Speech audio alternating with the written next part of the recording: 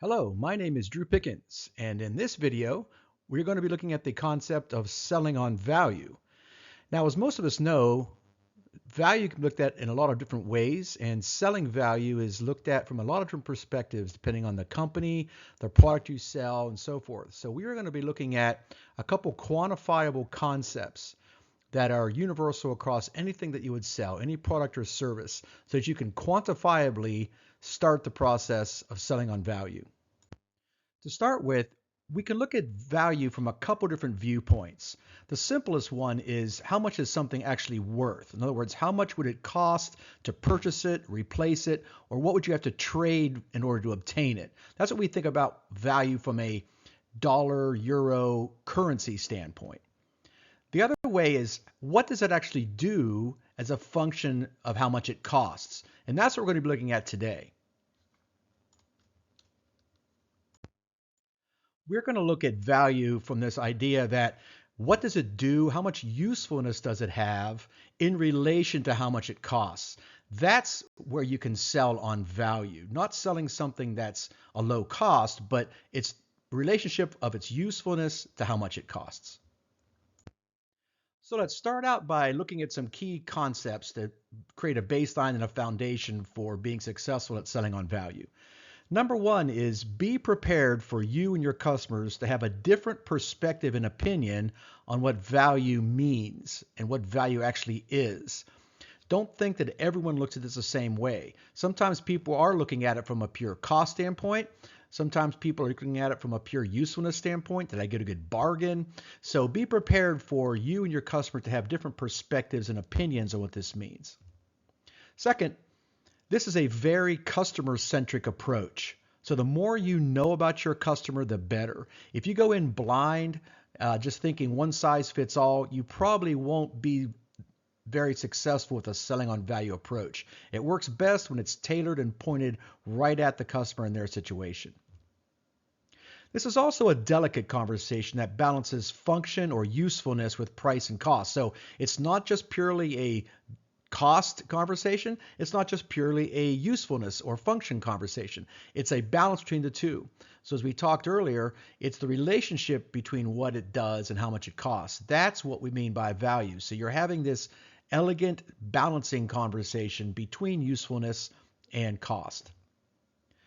Understand there is a spectrum of value. So it's a qualitative approach that is very open to interpretation. So think of a spectrum or a continuum that on one end you have very low value, something is not valued very highly. On the other end, we consider something to have great value, great benefit, great usefulness towards its price. So we can sell something along that continuum. It's not just a one size fits all approach. And then lastly, understand that your mission is to influence how your customer sees your product through the lens of value.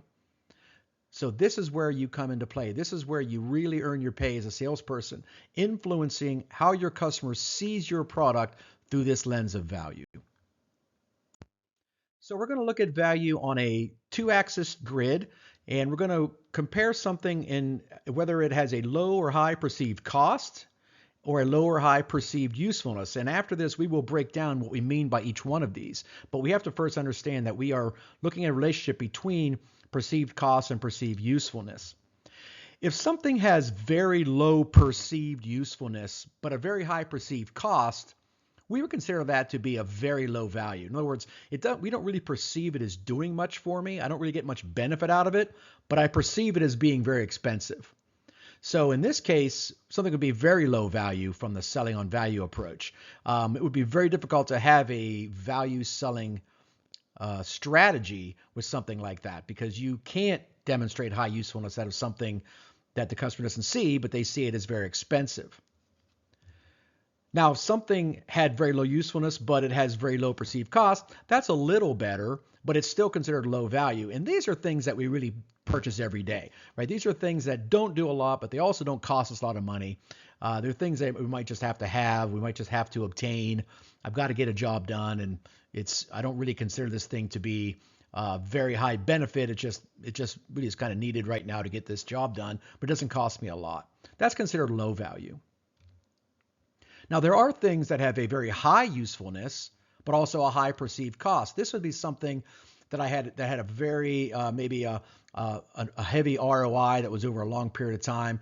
This is where I'm thinking, yes, I really need this. It has tremendous benefit, tremendous value. It's very, very useful. I'm going to have to spend a lot of money on it. We are not, unaccustomed to things that we have to invest in. If I want good quality, I want it to last a long time, or I want it to really have multiple functions, I might be willing to invest some large funds into it. So I consider that moderate value. It makes sense that if I want good functionality, I might have to invest some serious money into it. But the best place to be is this idea that my product has a high perceived usefulness. In other words, it does a lot for me, but the perceived cost of it is very low. So once we break down these two ideas of perceived cost, perceived usefulness, we'll see how we can separate and move towards that bottom right quadrant of high value. So that's really our goal. Our goal in selling on value is to influence the customer so that they see our product through this lens of being high value, high perceived usefulness for relatively low perceived cost. So let's look at the idea of perceived usefulness first. Dictionary.com describes usefulness as being of use or service, serving some purpose, advantageous, helpful, or of good effect. In other words, this meets a purpose. It meets a goal. It has an advantage. It's helpful. It serves an effect. That's something that's useful. So can my product be high on this spectrum of usefulness? It serves great purpose. It has high advantage. It's very helpful. It has great impact and effect. The second definition is also of a practical use for as doing work. So does it do a lot of work? Does it do multiple things?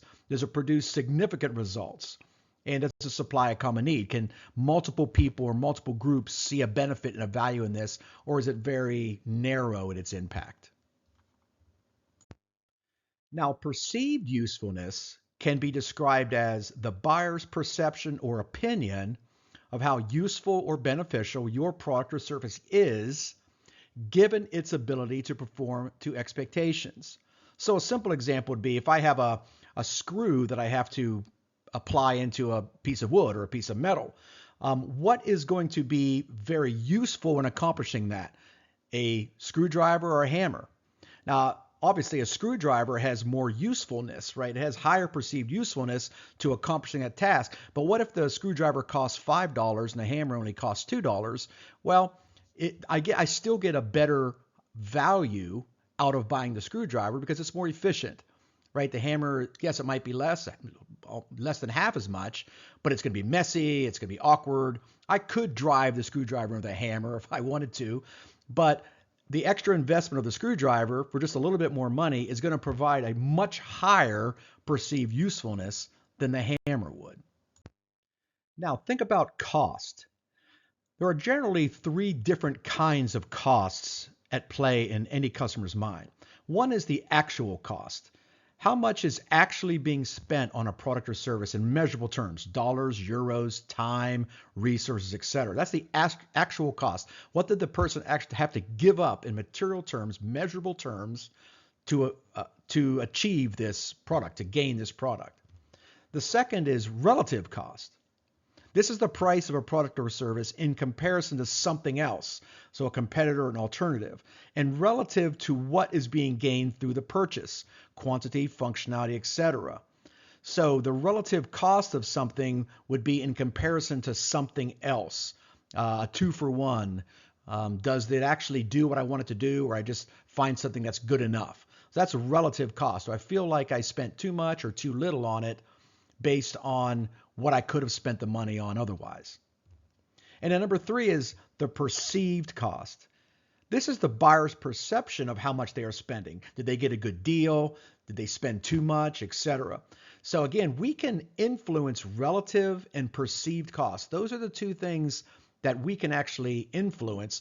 The actual cost, I use actual cost to achieve a perception of relative or perceived cost. So we're moving towards this idea of how does the customer perceive my product from a cost standpoint.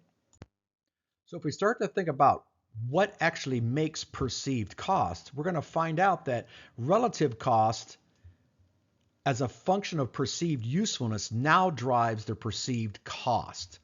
So this graph illustrates that. So we can see here that if perceived cost is very low on the left side, relative cost for that item then could be very high because I could replace it with many things. If it doesn't do a lot, I can probably find other things that would accomplish the same task. So the cost of buying this seems very high. I can replace with something else very, very easily.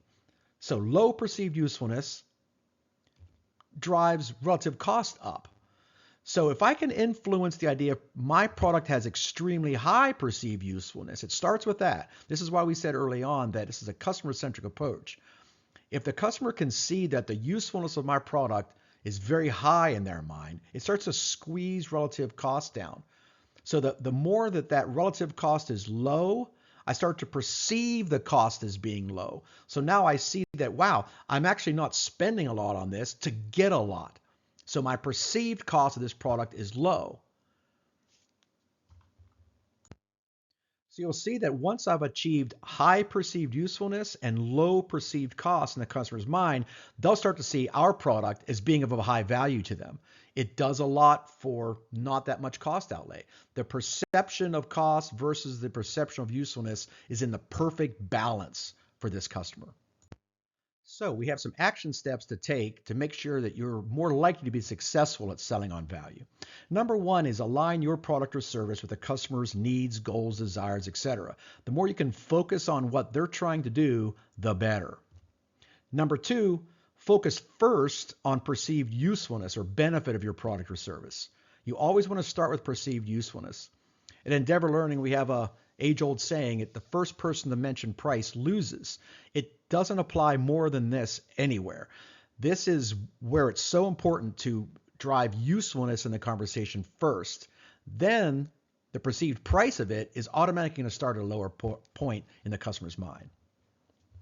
Third, the more perceived usefulness you can demonstrate, the lower the perceived cost. So as we saw in that graph, it's going to squeeze out my options. It's going to squeeze out relative cost where I get less options to do what you can do here.